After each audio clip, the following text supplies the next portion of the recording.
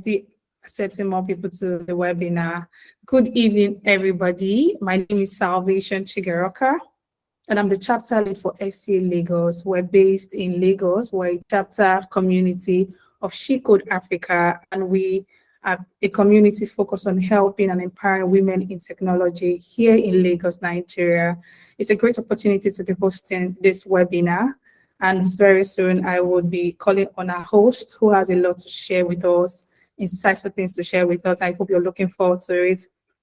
Join the webinar with your notes, because I have my notes. This is my notes and this is my pen. It's going to be a practical one for me because I'm also looking forward to listening to the speaker speak. While we're waiting for others to join us, please give me a sec.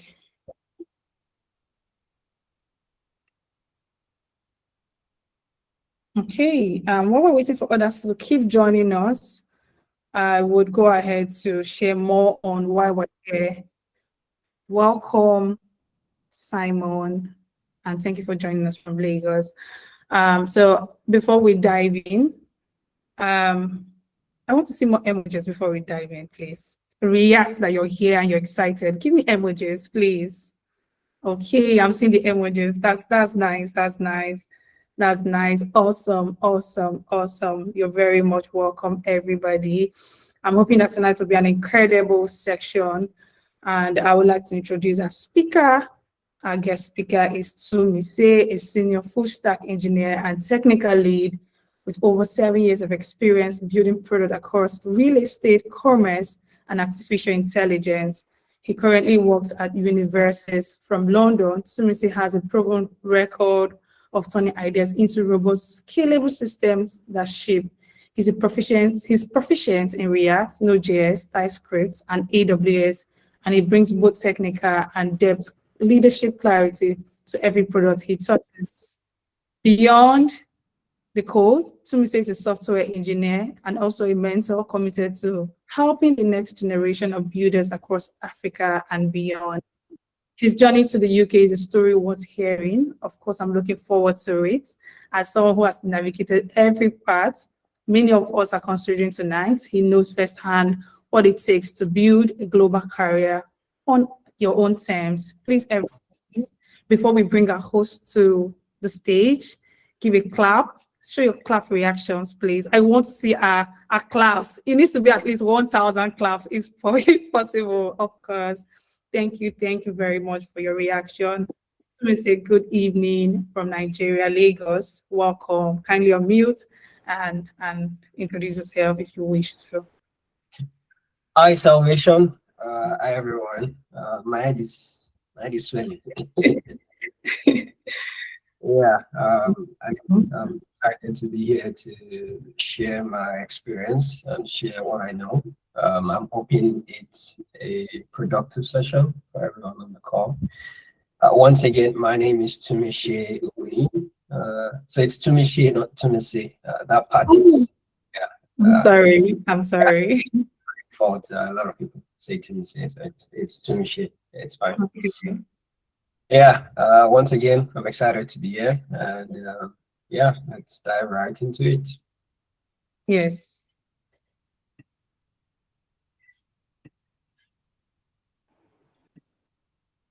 Can I proceed to share the slides? Yes, you can, please. Okay.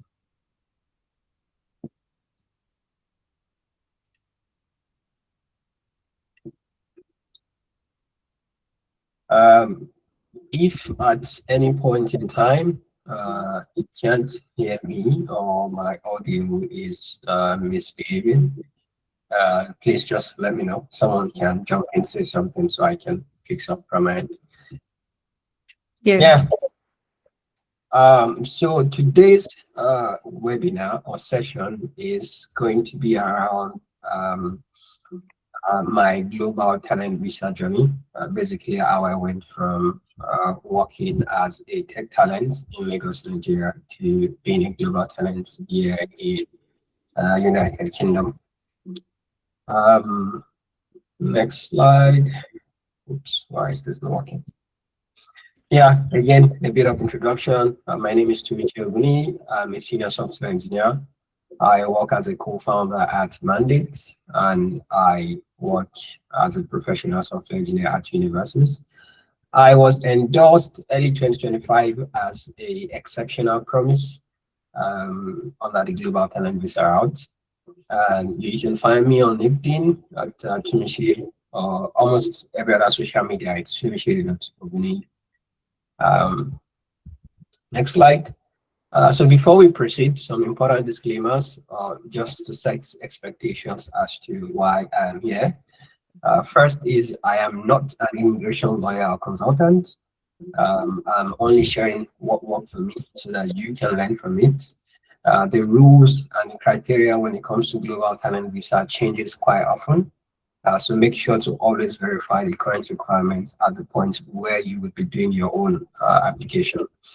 I also didn't do it alone. I had a lot of support during the process of my personal application. So what I'll be sharing here is an accumulation of what I've learned and what I've learned from my own research and what I've learned from the support I've received from the folks that helped me during my application.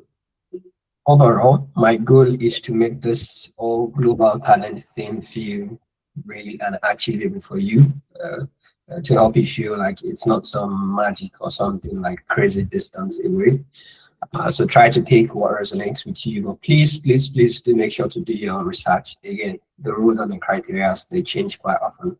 So doing your research is very important. Next slide. So let's start from the what's it called?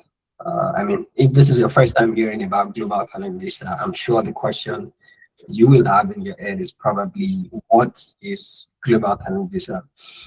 So this is a pathway to immigration pathway to the UK that was launched back in 2020. So it's been around for quite some time now.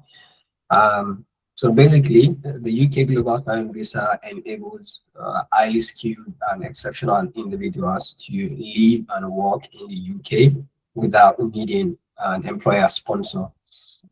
So these are some of the key characteristics of Global Talent Visa that set it apart from almost every other immigration pathway.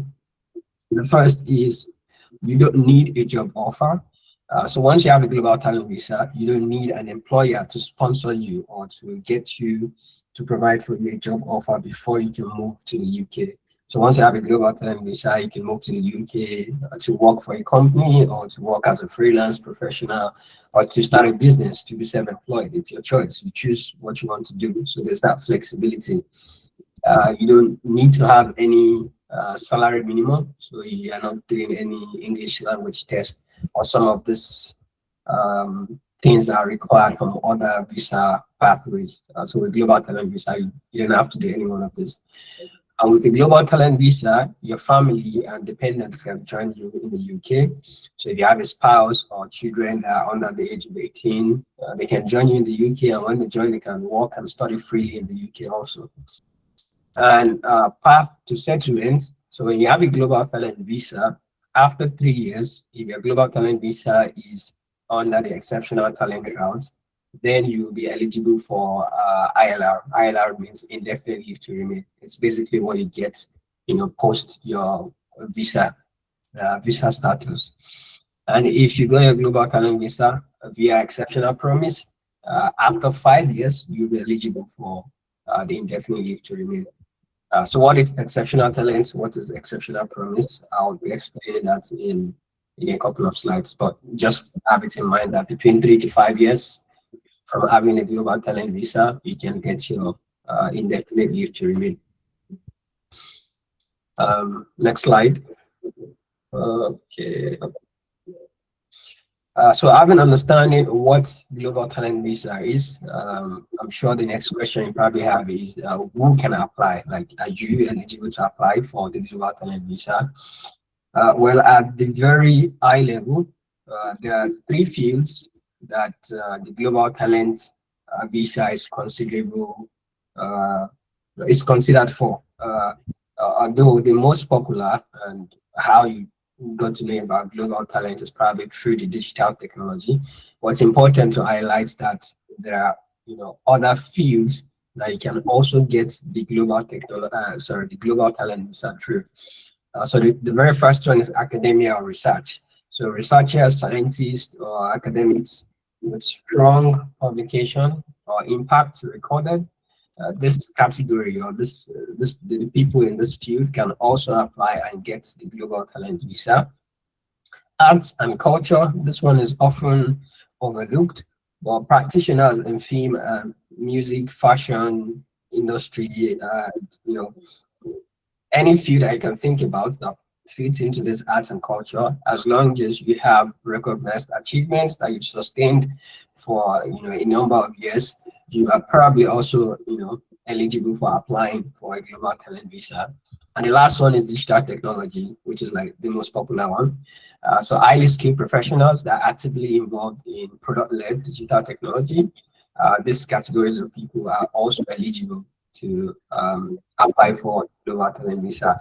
One important thing to mention about digital technology, when people hear digital technology, a lot of people think this just refers to the technical people, like the software engineers, the hardware engineers, the DevOps, the designers.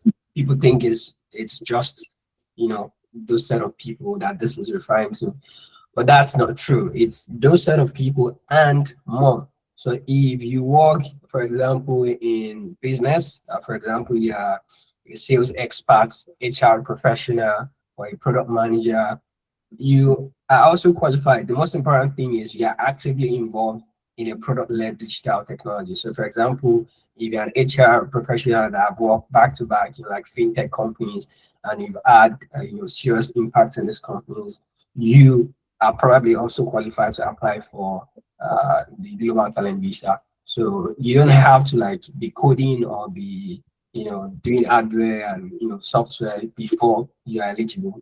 So it's just important to like clarify that part. Let me get to the next slide. Oops.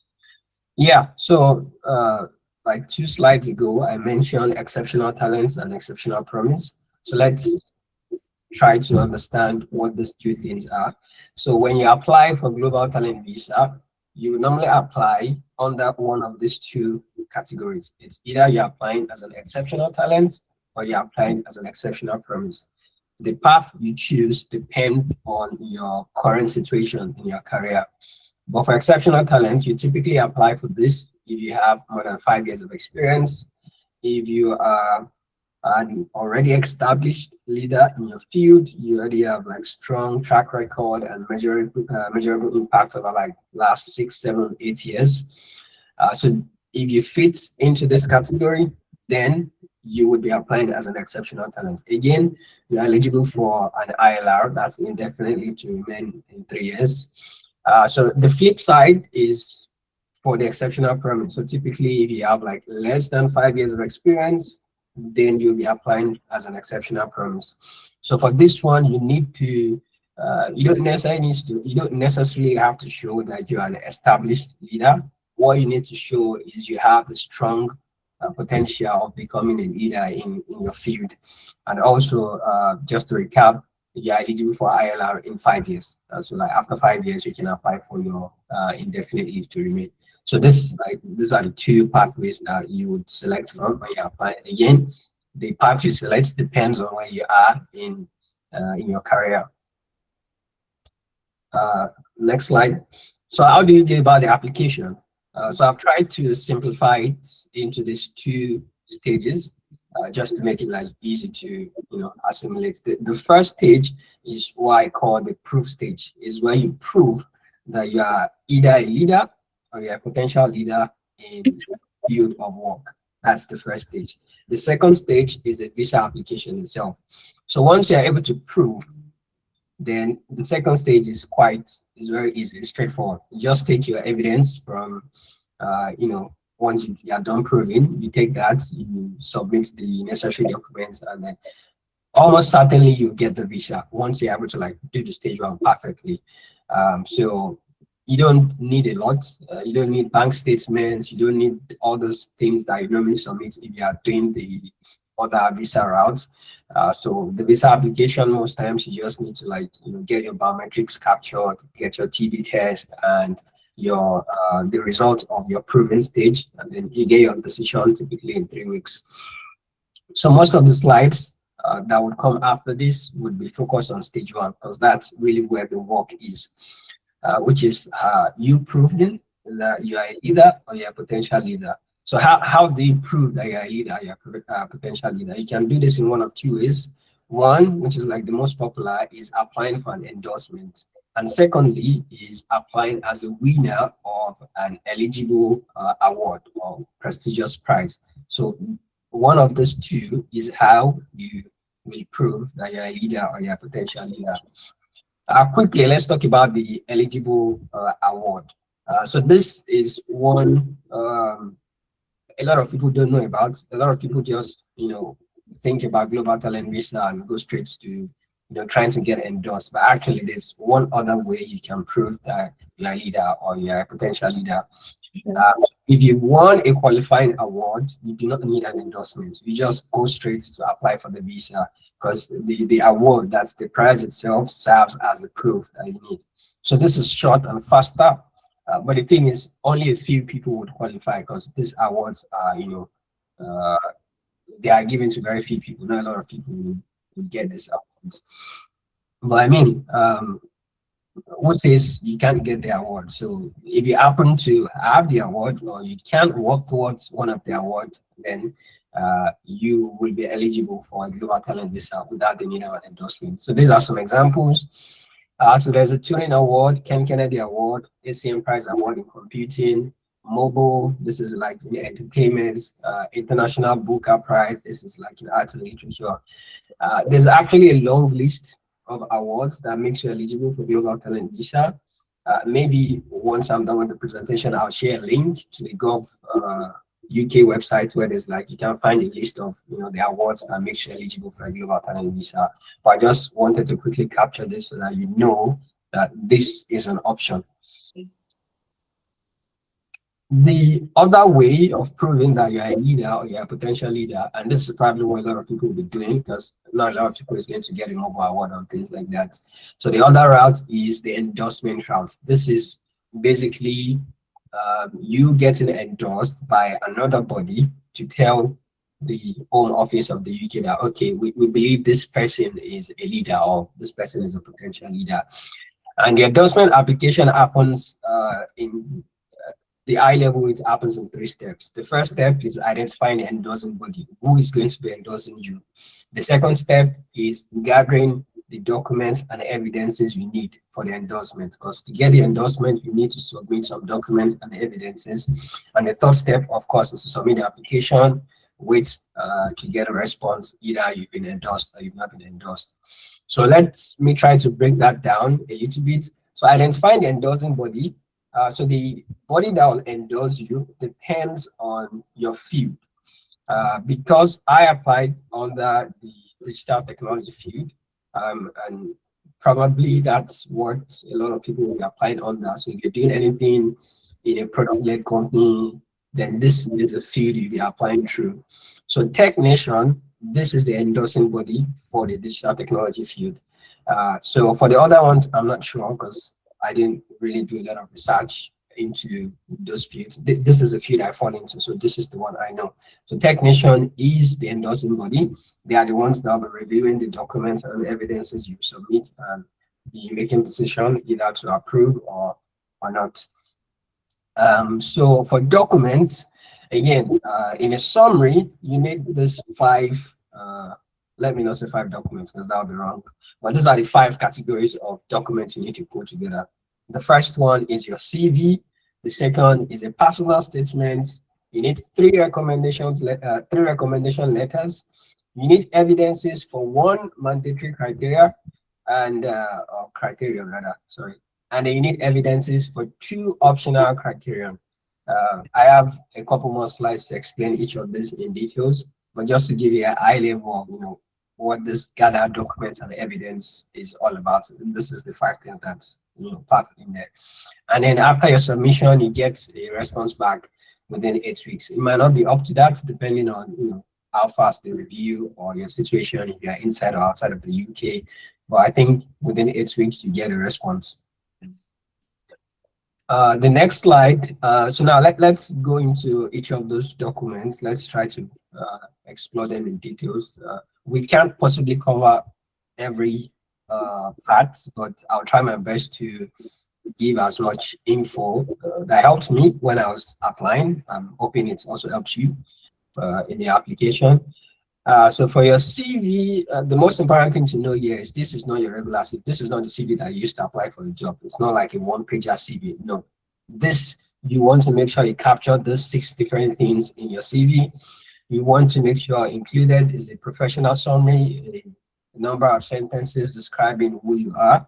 Because maybe I should take a step back and, when you are putting together this evidence, is your CV, your recommendation letter, and what have you. What you're trying to do is to tell a story. What you're trying to do is to convince whoever will be reviewing your application that I know what I'm doing. I am a leader, or I am a potential leader. I am worth the global talent visa. So every piece of document you are submitting must come together to form a coherent story that will be good enough to convince whoever will be reviewing your case that, okay, this person is a leader or is a potential leader. So starting with your CV, you want to make sure you capture all of this in a coherent fashion. Professional summary, your work experience, your other work experience. Don't just list, oh, at this company, this was my responsibility. You want to highlight outcomes. You want to highlight impact. I did XYZ that led to this number of users and led to this amount of revenue. Those are the kind of things they are interested in. Those are the kind of things that would convince anyone to, this person knows what they are talking about, or this person is, exceptional. So you want to also highlight your education. If you have some degrees, masters, or what have you, you want to highlight it in your CV.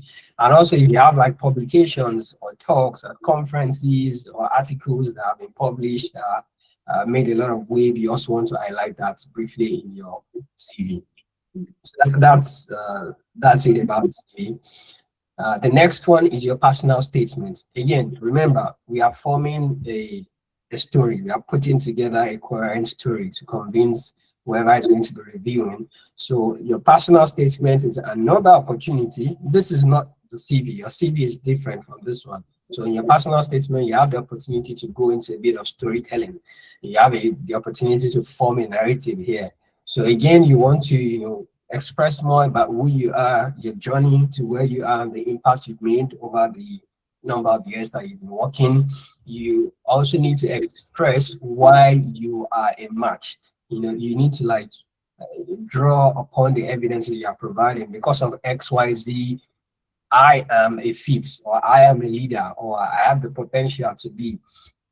You need to make sure this is a compelling narrative. Like anybody that's reading this personal statement will be like, I have to give this person this visa, or that UK is going to be, I think Yes, sorry, we have just less than 5 minutes. 5 minutes. Wow. Yes. Okay, I'll just try to go through the remaining slides quickly. But again, Thank you. things you want to make sure are, there within your personal statement. Recommendation letters, you need 3 recommendation letters. The important thing to be aware of here is the quality matter. You want to get recommendations for people who are digital experts, they are senior in their fields. They know you. You can't just get a recommendation from anybody, because in their recommendation letter, they need to express how they know you. They need to be able to point to specific project or achievement that they can personally attest to.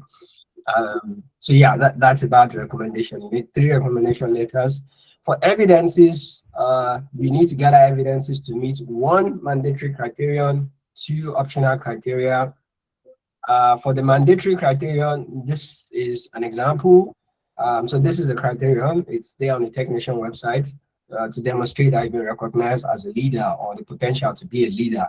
And these are some of the example evidences you can provide to meet this criterion. So it's like you have the criteria, and then you have you could pick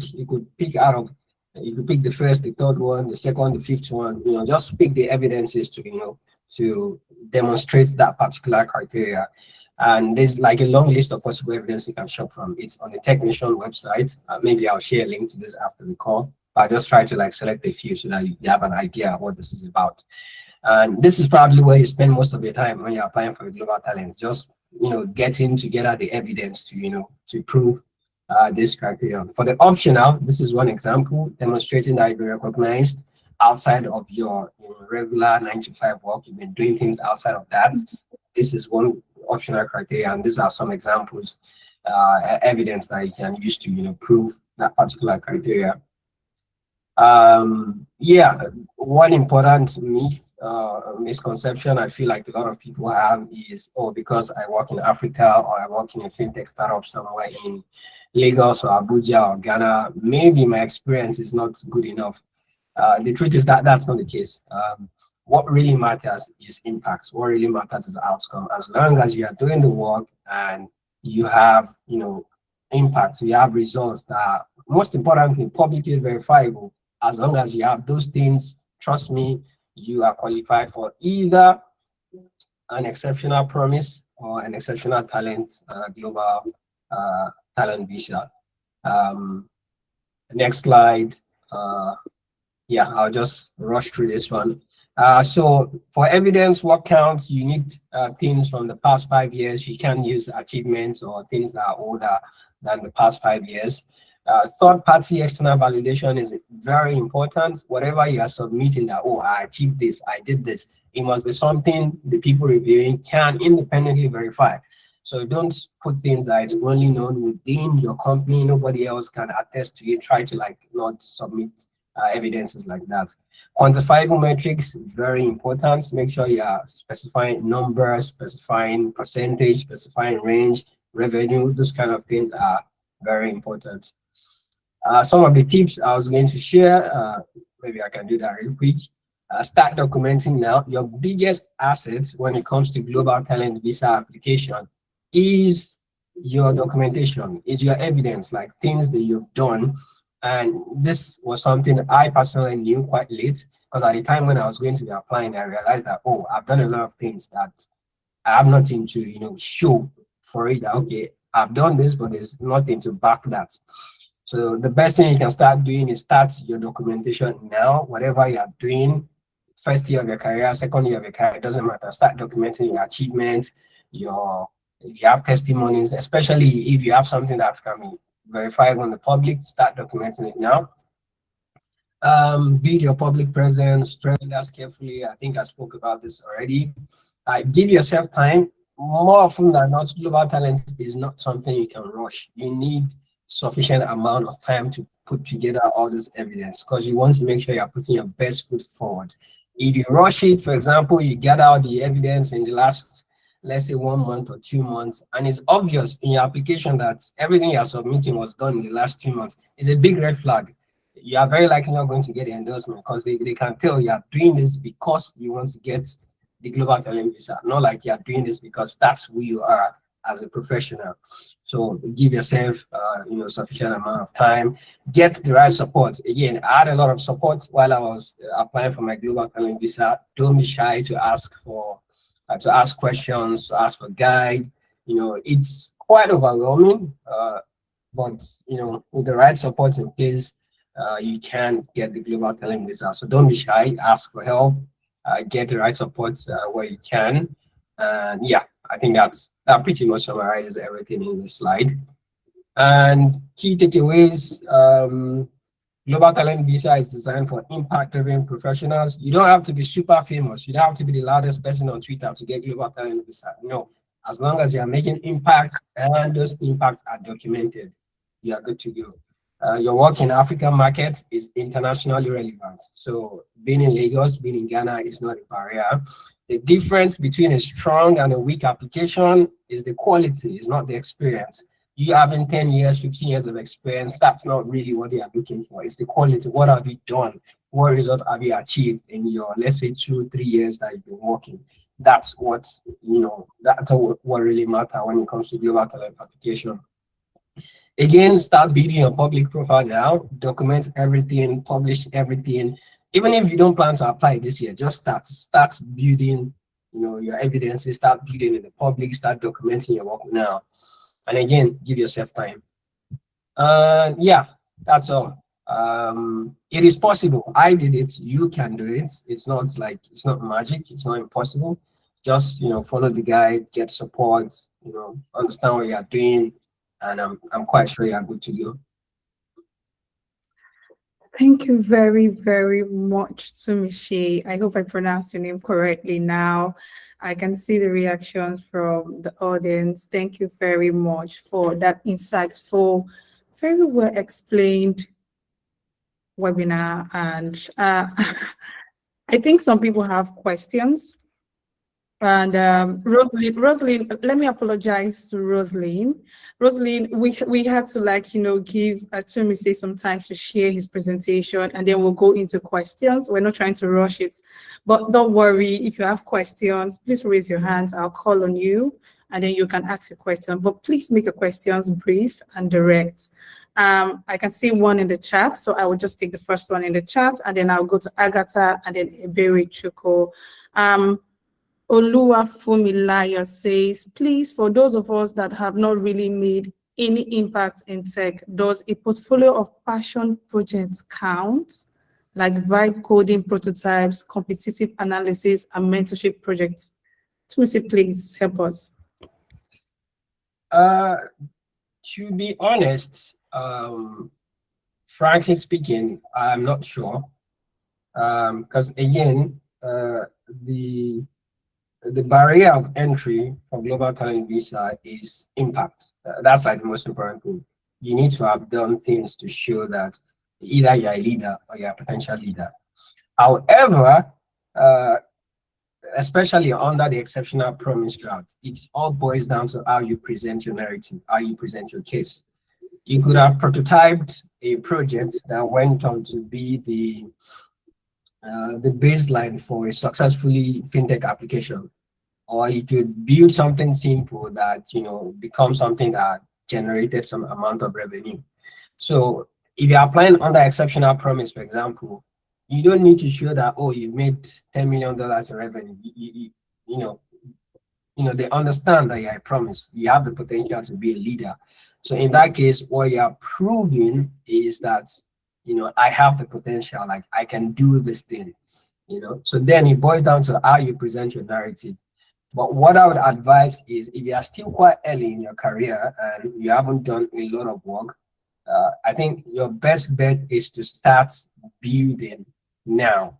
Like, as soon as you get the opportunity to work on any project, especially in like a product-led company, in companies where their source of revenue is a product that is being built, right? However you are contributing to that product, however small you are contributing to that kind of product, make sure to be documenting, what you are doing. I did this XYZ, or I changed this user interface that led to this, amount of increase in user onboarding. Just start documenting. I think that would be my best advice for that.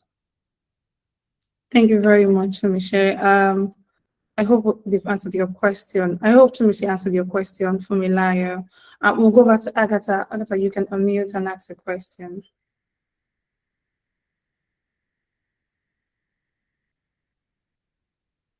Hello, Agatha. Can you still hear us?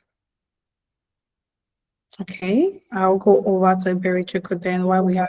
Okay, Agatha is up now. Good evening, everyone. Good evening, the host and Mr. Tumishi. Good evening.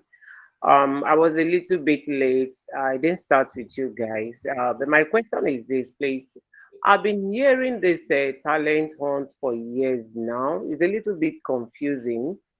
I don't know, as a teacher, now head of school, I don't really know. How do I come in, or how do I start building? Is it my years of experience in school or as a teacher, and then now as a head, or as a woman in tech?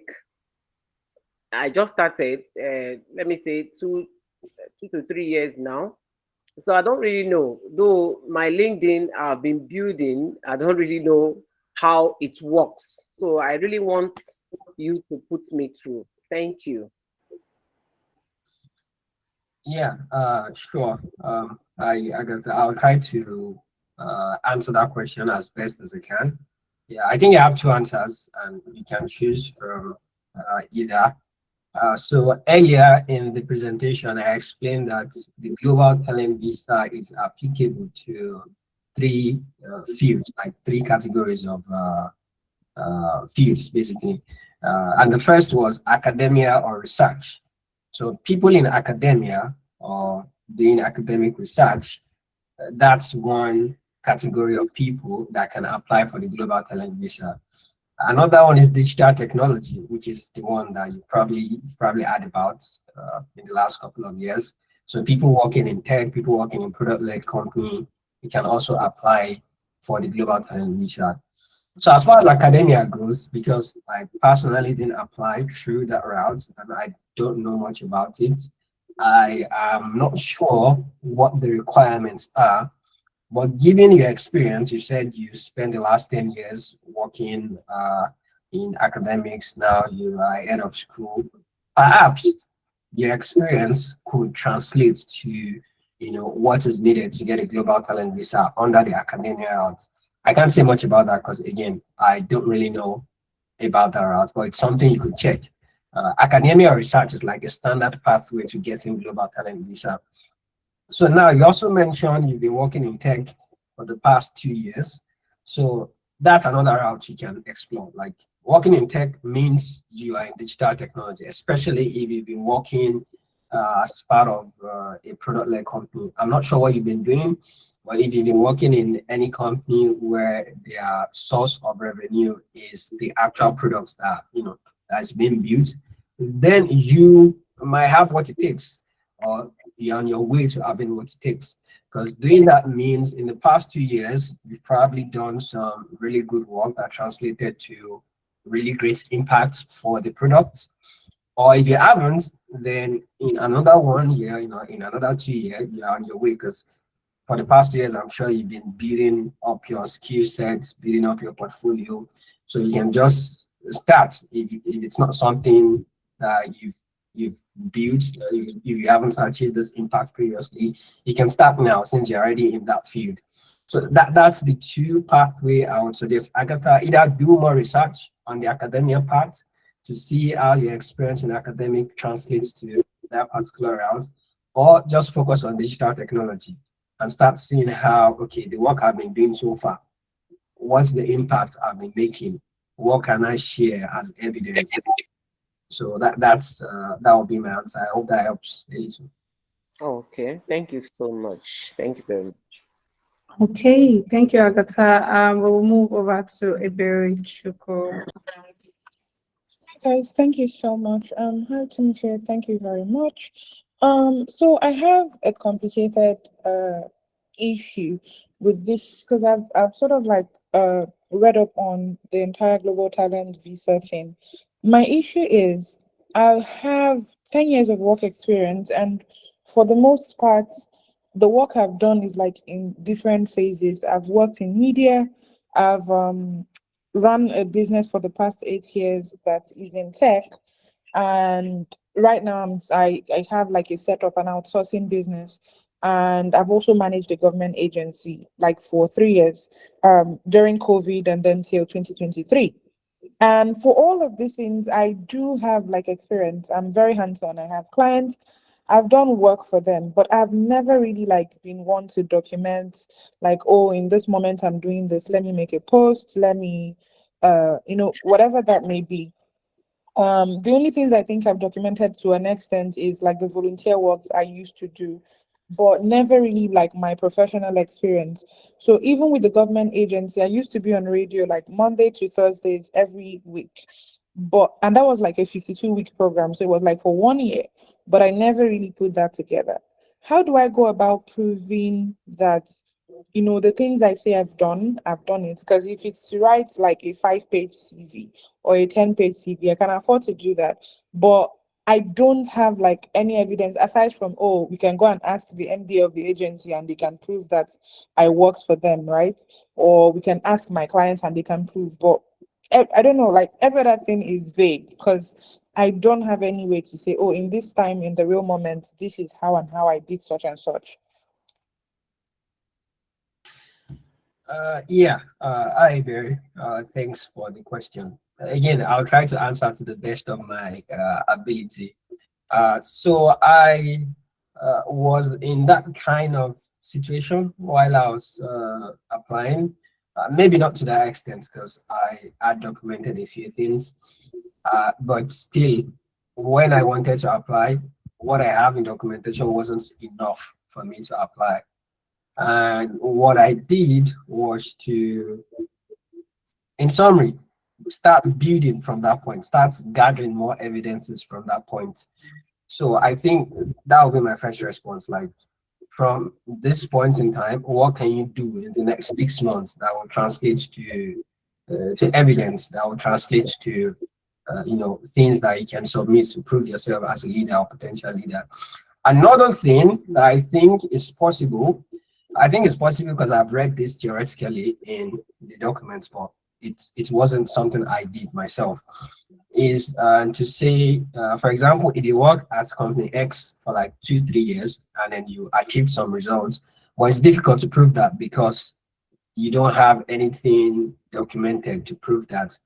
You could get references from the company, like, oh, I did XYZ at company X, and you have like a reference to back it up. So the same way you have like letter of recommendation, you can get reference in a similar way to show that, okay, I did X and I have reference from maybe the CFO, or depending on what you're trying to say you did, right? That will determine who you are getting the reference from to say that, okay, this person is actually backing the fact that I did this. Again, this is something I've read in the technician website that you can do, but I personally didn't do it. But I feel like it should be applicable to your scenario because most of what you've done in the past, if you can at least get a few people to give you good references to the fact that you actually did those things, that could be a great starting point for your application. Thank you. So does this, for instance, if I worked in a place where maybe the head of the agency at the time is no longer there, would it still count if, in their position as my former boss, they are now writing that reference? To be honest, I am not sure about that. I don't want to give you a yes. Yeah, I get that. Yeah, I'm not Yeah, sure. but thank you very much. This works. Thank you. Yeah, thanks. Okay, thank you very much. Perpetua, please, briefly. Hello, Perpetua, can you hear me? Perpetua, if you're speaking, I cannot hear you. Sorry. Can you hear me now? Sorry, I had my AirPods Yes. on. Okay. All right. So, good evening, everyone. Thank you so much, Salvation. Thank you, Mr. Tumishe. I'm guessing that's right. Yeah, thank you so much for an insightful section. I didn't join in on time, but I was able to catch a few points, which was very helpful. So I just have like two questions. So the first one is that this application process, I think I've gone through the Global Talent Visa thing myself, and this is one of the things that was confusing me, right? And that's as regards to the fees, right? I'm asking now on a personal thing now. When you went through the whole process, like what was the fees like? Is there do you need to pay for the application? Do you need to pay for something along the way so that if you're planning, you can make plans with that, right? So that's the first question. And then the second one is, I don't know if it's possible that you probably drop maybe your LinkedIn account or something, if we could maybe reach out to you and see if maybe my portfolio or my LinkedIn profile is something that could go for the Global Talent Visa. Because personally, sometimes I just look at it and I'm like, am I sure I'm good to go like this? So yeah, so those are my questions. I don't know if you got that. Yeah, I did. Thanks, Perpetua. So starting with the first question, when it comes to fees, the important thing to be aware of is, yes, there is a fee that you need to pay. That's the first thing. The second thing is the fee do change. I think the fee right now is a bit different from the fee I paid at the time. So I wouldn't want to quote the amount I paid then and then you are trying to apply, and then you get something different. But just checking now, the amount of money you need to pay in total for the application is £766, and then you pay it in two parts. So the first part is £561. You pay for this at the point of, applying to get the endorsement, which is like the stage one, the part I talked about. So when you're applying to get the endorsement, you pay £561. So when you get the endorsement, fingers crossed you are endorsed, then you now need to apply to get the visa itself. So for the visa itself, you need to pay £205.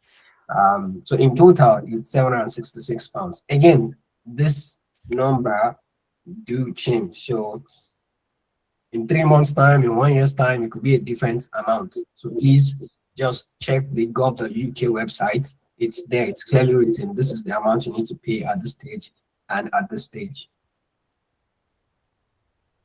Oh yeah, sorry, you asked another question. Sure, at the beginning I shared my LinkedIn profile. If you just search for Tumise Oguni on LinkedIn, I don't know if there's someone else going Tumise Oguni. But yeah, Tumise Oguni on LinkedIn, maybe I can, yeah, it's there in the chat. You can definitely reach out, I'm happy to help. Experts when it comes to this to be clear, but for sure, if you share what you have with me, and if I see any red flags or anything that I can improve, I can definitely, flag that and let you know. Okay, thank you so much. All right. We do not have much time, but we'll try to take all the questions. Well, Tolu, please briefly give your questions.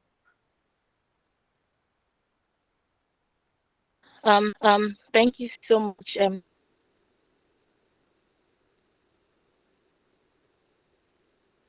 Tolu, your voice is breaking.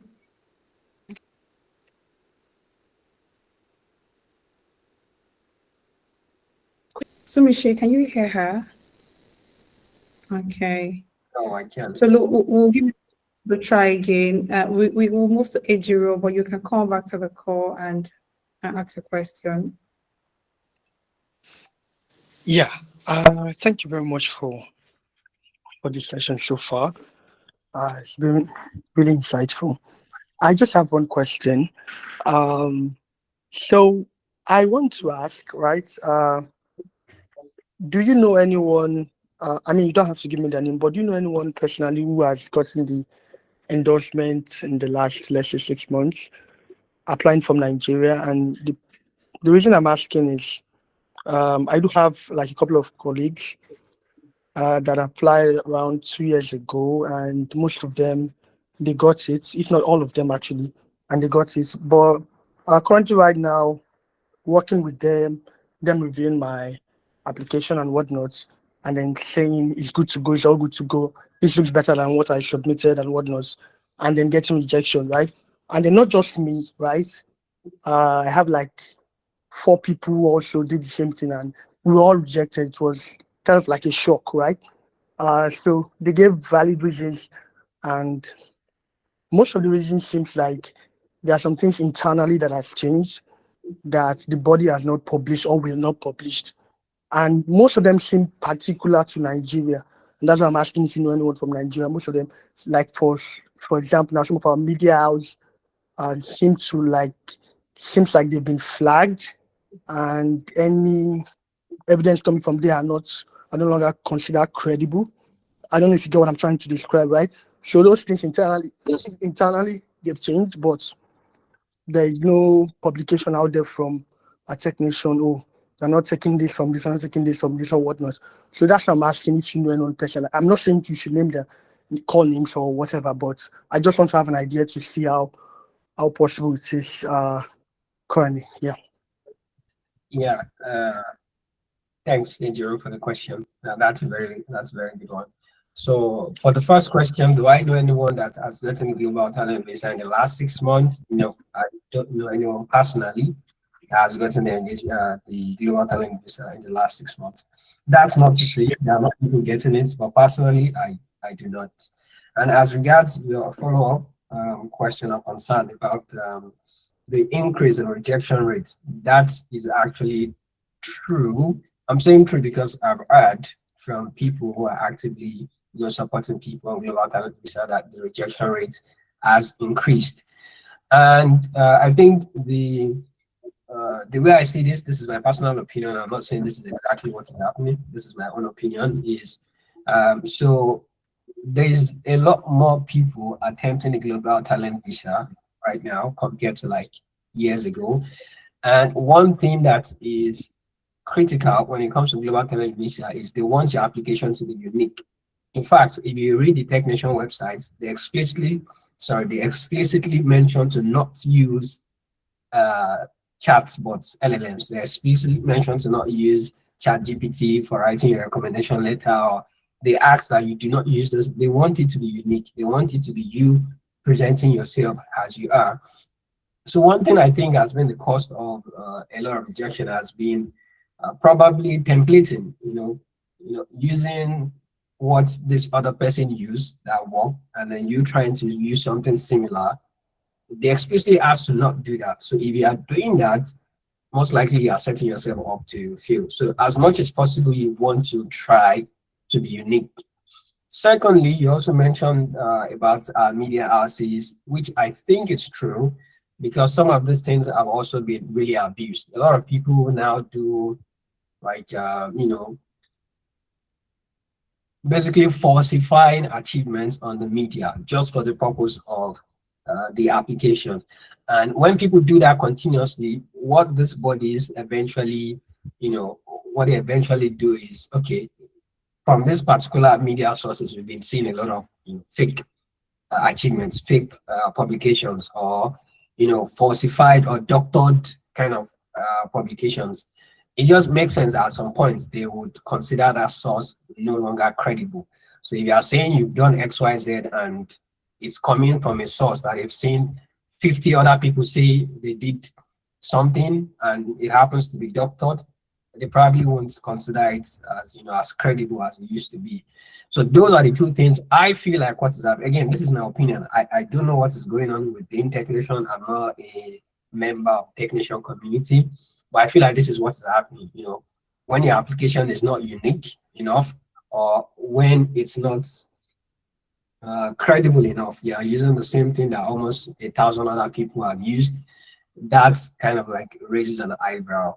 But in summary, I think the bar for entry is higher now than it was before, which is like agreeing to what you said. And I personally don't know what is changing apart from what is there in their documentation. If there's something else that is changing within the organization, I am not aware of that. I'm not sure. So I think that's the best I can say on that.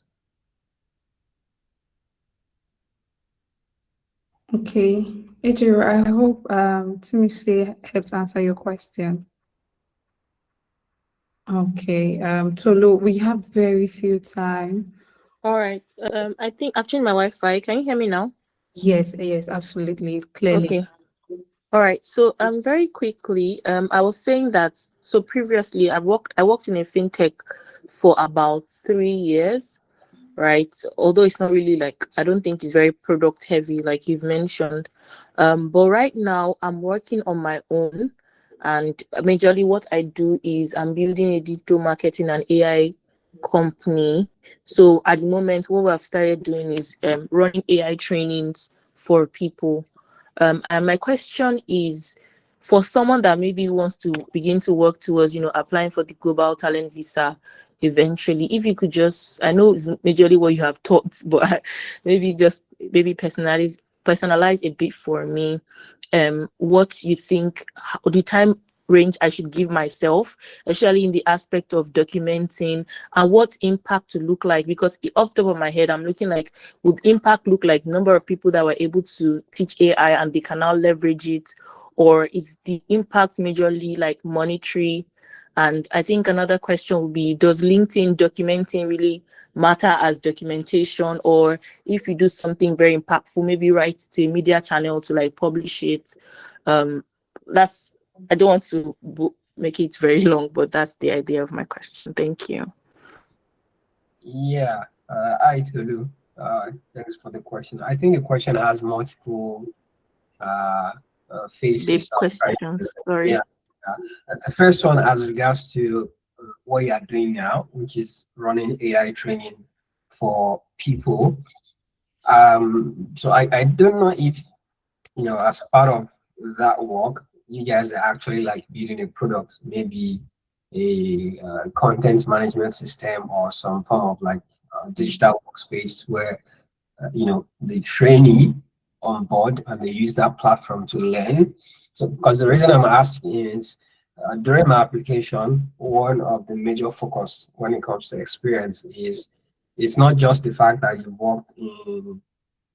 worked with something digital. You need to have worked somewhere where it's product led, basically, where the revenue that's driving the company basically is coming from a product.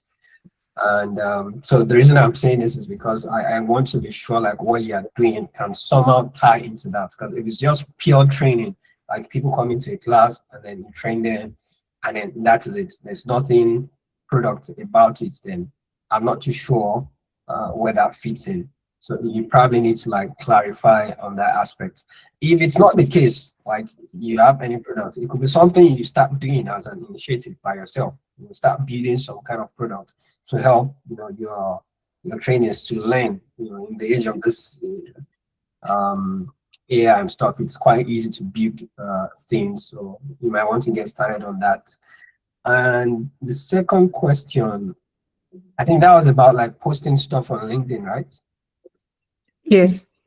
Yes, Yeah. like what is like valid documentation? What is valid documentation is it's kind of a vague question because it depends on the documentation you are talking about. For example, if you are talking about open source contribution, valid open source contribution is contributions to a popular repository, not just popular, a repository that has, maybe thousands of people contributing to it, maybe thousands of like GitHub stars, and a repository that's, actually being used, like it's a product. For example, you think about Free Code Camp, that's like a public repository that a lot of people know about, the benefits from. So again, it depends on the particular evidence you're talking about. Then we can, decide, okay, is this valid or is this not valid? But generally, what I would say when it comes to like LinkedIn is it's generally good to publish your stuff on LinkedIn, right? Because when you put stuff on LinkedIn, you're talking to a professional audience. You can get contributions. You can it can lead to wherever from there. It helps you build a good public presence. But I don't think that in itself is an evidence. That's just you maybe publishing a work that you've done, or publishing that, oh, I wrote this article, or my first contribution to Flutter repository is this. The evidence itself is the work that you've done. Putting it out there on LinkedIn is you making it public. Maybe you did something in your company and achieved some results. You posted about it on LinkedIn. Your CEO reposted it. It's publicly verifiable like that. You get, but the evidence itself is the work you've done. It's not the fact that you posted it on LinkedIn. So it's important to clarify that part. Just posting on LinkedIn continuously does not mean you are building evidence for global talent. You just have to use it in a way that buttresses your journey to get in the global talent. Okay. Okay, thank you very much, Tumiche. If you have more questions, I'm sorry, we cannot take your questions right now because at